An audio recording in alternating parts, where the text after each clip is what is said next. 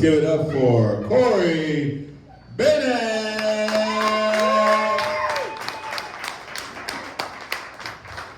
What is up, you guys? How's it going tonight? Fantastic. Are you having so much fun? I know I am. Yeah. I'm really happy to be here tonight. I went through a breakup recently. Thank you. That was so unexpected. It happened a year ago. I dated this guy and it started out really well. We went on a brunch date because the Second Amendment of the gay agenda is brunch. With a Glock. That felt way too white. But it was a really cute date. We got some ice cream, we went to a bookstore, I sucked his dick, and we ended up dating for 3 whole months. And when I told him that I wanted to be his boyfriend, his response was, "Oh, I'm busy." And I did not take the hint. I was like, "Oh my God, I'm busy too, let's be busy together." He said, "Sure, buddy." That's what pissed me off. I was like, "Buddy? I'm not your buddy, pal. I am your potential new boyfriend, the shining light in your life. I should be addressed more appropriately than that. Preferably by goddess. Perfection. The only man I've ever loved. You know, pet names." Anyway, he ghosted me.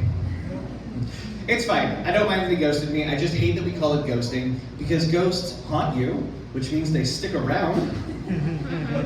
What we really should call it is being a cunt.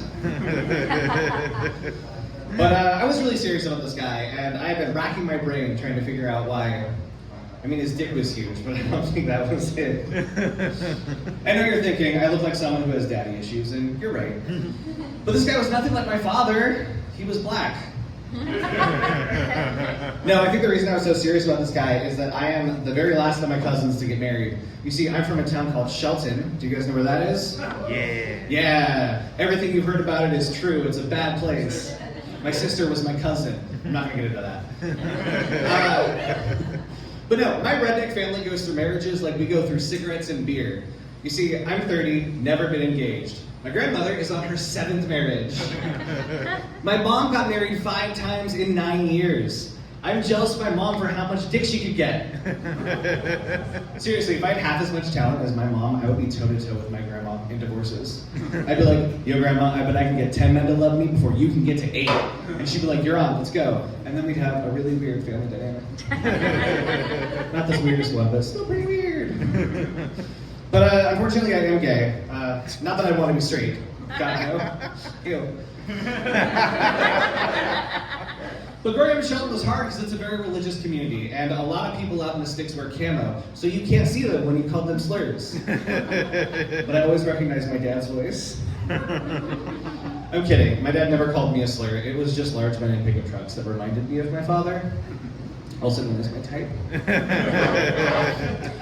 Growing up in Shelton, though, I did go to Christian school, which was a lot of fun because we didn't exactly learn things. We just kind of learned from the Bible. To this day, I don't understand what math is. 2 + 2 is the Lord. 3 is divisible by the Father, the Son, and the Holy Spirit. So as you can imagine, growing up in that environment, we didn't exactly get like a robust sex talk. My family's idea of a sex talk was talk to your dad. My dad's idea of a sex talk was don't. Which is also how we handled our emotions. I didn't really like vulnerability as a kid. I'm fine now, but like back then, it was rough. But no, growing up in Shelton was a lot of fun. I didn't get a lot of good sex education, so because of that, we were just taught to like wait for marriage, right? So I knew a lot of girls who had anal sex before they lost their virginities to preserve it for Jesus. They're dead now. I'm kidding, they're not dead. They just got married at 18 and then had 4 kids before they could drink. They're fine. They're absolutely thriving. Where was I going with that?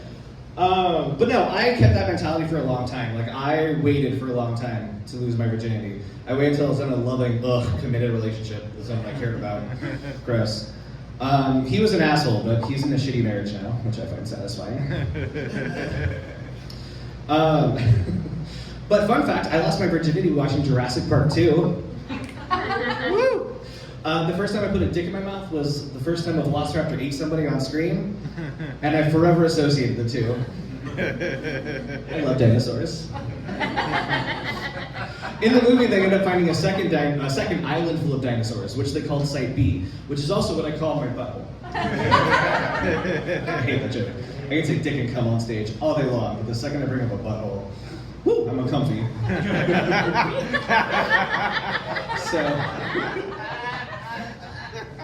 So, in high school I dated girls. Well, a girl for a month. I was trying to impress my dad. But one time we were making out and I was like fondling her breasts and I was like, this is what sexy feels like, right? Fun fact, if you have to ask, it doesn't.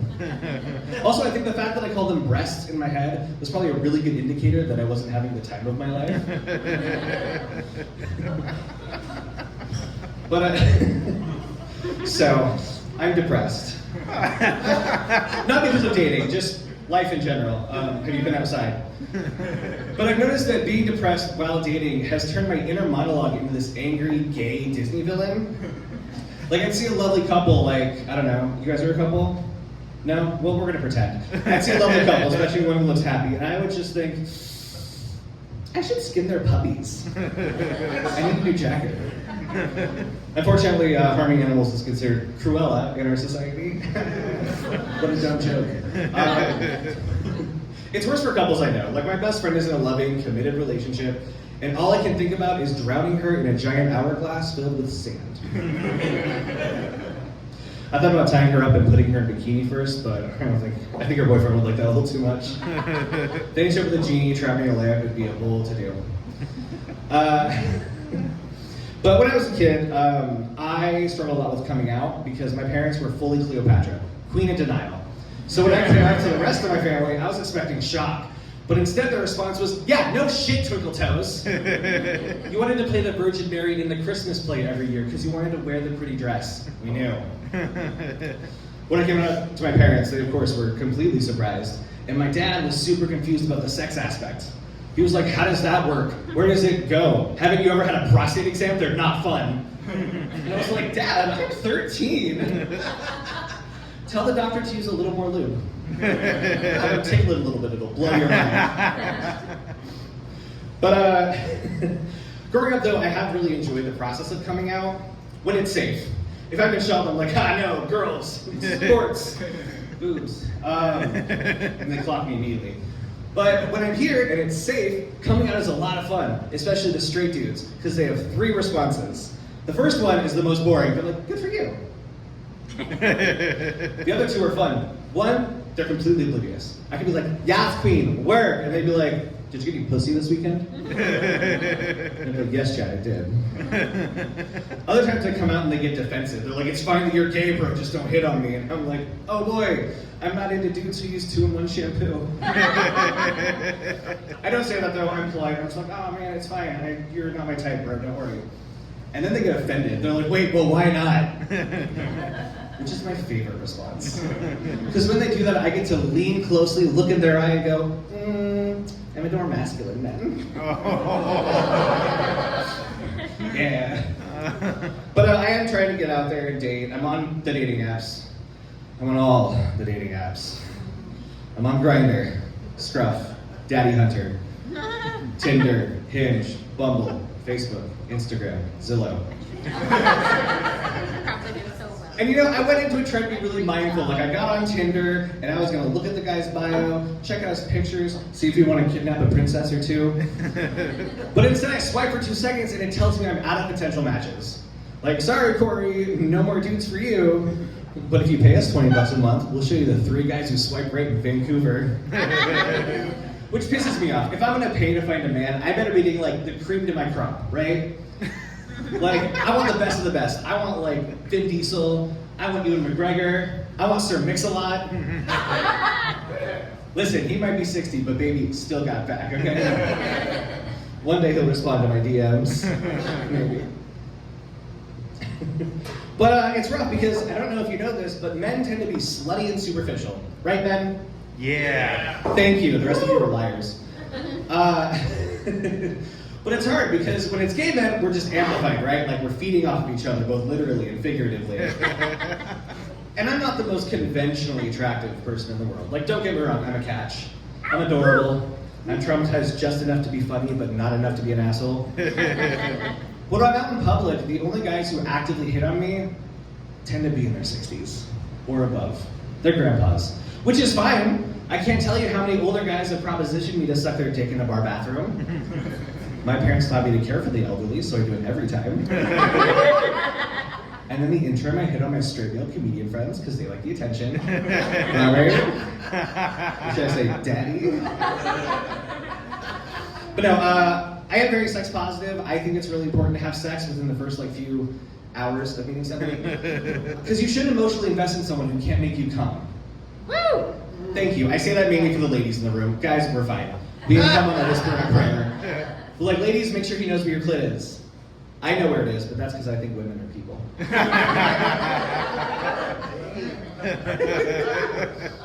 Do you guys people know what Grindr is? Yes. I'm sorry. For those of you who don't know, everyone over here, Grindr is like a gay hookup app. So it's like Tinder, but worse. So where Tinder is having like a one-night stand in your bedroom with a condom, Grindr is getting raw dogged in the parking lot by a guy whose face you've never seen. Which is not so hard to find my husband, so be it. But living on Olympia, the further away you get from any major city, the worse Grindr gets. Like, straight people, you guys are overpopulated. You're everywhere. So you can find something worthwhile in the dumpster of humanity, even if you're in Shelton. But when I go dumpster diving, all I get are 18-year-olds fresh out of high school and married men who want to get dicked down when their wife and kids aren't home. Which, by the way, ladies, check your man's phone. Especially if he's low-key homophobic. Like, if he's like really concerned with being masculine for the bros, if he goes bros, he's not straight. But he's really concerned with it. If he refuses to drink White Claw because it's bitch beer, if he even suggests you should be in the kitchen, check his phone for Grindr. And if you find it, you can let him know that I'll be in the parking lot after the show. So, on top of being depressed, I've also had massive anxiety for always, my entire life. It started when I was a kid. When I was a child, if my parents were not home the second they said they were going to be, they were dead. I became an orphan in panic mode. I would send out invitations to their supposed wake. I'd be on hold with the IRS trying to figure out how to pay taxes as a 10-year-old. My parents would spend weeks just getting phone calls from relatives, be like, no, we're not dead, our kid's just a fucktard. Recently, I went to a concert for a band that I've loved for 20 years. So excited, never seen them live. I spent the entire time worried that I was ruining it for everyone else because I was singing too loud. A lady next to me was like, wow, you must love this band, you know all their songs. And I'm like, I'm so sorry. The next day I watched the video and I heard my heartbeat screeches and I was like, great, never going to a concert again. But my anxiety plagued me for my whole life, like I said, and I'm also a millennial. So all that means is that when I was 3 years old, I read 4 words out of a newspaper, and the entire childhood was, oh my God, you're amazing. You can do whatever you want. Here's a trophy just for existing. And I believed everyone who said that. So when my parents came home and were in fact alive, I was a little disappointed. Like my chance to prove myself as a gifted child had died, unlike my parents. That joke always makes people uncomfortable, and I'm sorry, but you guys, it all worked out in the end. My mom's dead, so I got my chance. My whole family knew I had anxiety from the get-go, but they were not like a family of supportive people. They were a bunch of tricksters who liked to say crazy things to watch me spiral. My aunt's favorite game was to show me baby pictures of myself and try and convince me it was a different baby. They'd be like, who's that baby? That baby's so cute. Your parents love that baby. Who is it? It's not you. I thought it was funny later. But as I got older, my cousins started getting in on the fun, right? Like they would say crazy things as well. They would tell me there's like a bear in the woods. So I would panic because I thought it was coming for me. I'm a gay man now, so I like it when bears come for me. It all worked out in the end. But no, anxiety is a lot of fun. That's why I'm up here, because, I don't know, my parents were emotionally unavailable. But can I be vulnerable with you guys just for like a minute? Yes. Just for a little bit? Yeah. Do you want to know what scares me most of all? What? More than dating, more than Sheldon. The thing that scares me most of all is Bigfoot. Holy shit, you guys. Growing up in Shelton, Bigfoot was everywhere. It was in people's yards. It was on stickers. It was companies. Bigfoot Java, have you heard of that place? Yeah! Terrible, disgusting coffee. But every time I see when people are lined out in the street to get a nutty Yeti, which does not sound like coffee. Doesn't taste like it either. But I'll start with my mom. She fancied herself to be an amateur Bigfoot hunter. She was obsessed with Sasquatch. And every time we were outside, we were a huge camping family, right?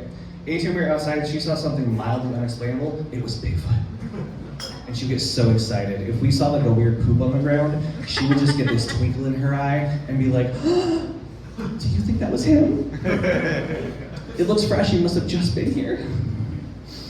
I don't know what it is, we are obsessed with this idea of this weird ape person wandering through the woods. I say person, by the way, because I don't want to assume Bigfoot's gender. I'm not a monster. But no, my parents obsessed. And they'd always point it out to me too. Like anytime we came across like a weird cave, my mom would lean down at me as a child and be like, that's where Bigfoot lives. Which scared the shit out of me. Literally, I would shit on the ground and my parents were like, was that Bigfoot? Have you guys seen Harry and the Hendersons? Yes. Yeah, that was my mom's favorite movie. If you haven't, it's this fantastic 80s movie where Lord Farquaad from Shrek hits Bigfoot with his car, takes him home, nurses him back to health, and he becomes part of the family. That was my mom's dream in life. She wanted to find a stray Sasquatch, raise it as her own, and finally have a child she could be proud of. One time when I was a kid, our house got broken into, the windows were smashed, electronics were stolen, my mom turns to my dad and goes, did you think that was him? And me being older, I was like, Mom! Their pronouns are they, them. I was a very woke child. But no, I was very scared of Bigfoot, and we were a camping family, right? So I was in the woods all the time. I'm not scared of normal woodland critters. Deer, those are just tiny elk. They're adorable. Cougars, big house cats. Bears, I see those every day on Grindr. But that Planet of the Apes motherfucker, I knew he was out there, watching, waiting to replace me and my family and eat me for dinner. And my family took camping very, very seriously. We weren't in like the state park 20 minutes down the road where you're surrounded by people and there's a working toilet. We were Lewis and Clarking that shit. There was no cell service, no people. If you were getting lost, you were never getting found. Which made Bigfoot the perfect criminal. You can't get caught if nobody knows you exist. And I knew he was out there, watching me, preying on unsuspecting little boys like some sort of cryptid Catholic priest. Listen, I grew up religious. I've been hit in the head with way too many Bibles to fall for that trick again. Anyway, like I said, my mom passed away quite a few years ago, and she was a big Bigfoot fan, and I don't really know why. Maybe she was looking for husband number 6. But she never meant to scare me with it, right? Like, she just wanted to share something with her kid that she really loved. It didn't matter that I had anxiety. She didn't know. And I love my mom very much. She was a wonderful person. She did a really good job raising me, so give it up for my mom, please. When she died, it was very sudden, and I was out of town when it happened, so my dad had to, unfortunately, call and tell me what happened. And when he did, I instinctively knew that Bigfoot fucking killed my mom. She finally found him, he would have no witnesses. I'm kidding you guys, my mom did die from Bigfoot. It was cancer. The worst part about all of this now is that as an adult, I am primarily attracted to tall, hairy dudes. So if you know anyone who looks like Bigfoot, hit me up. You guys, thank you so much. My name is Corey Bennett.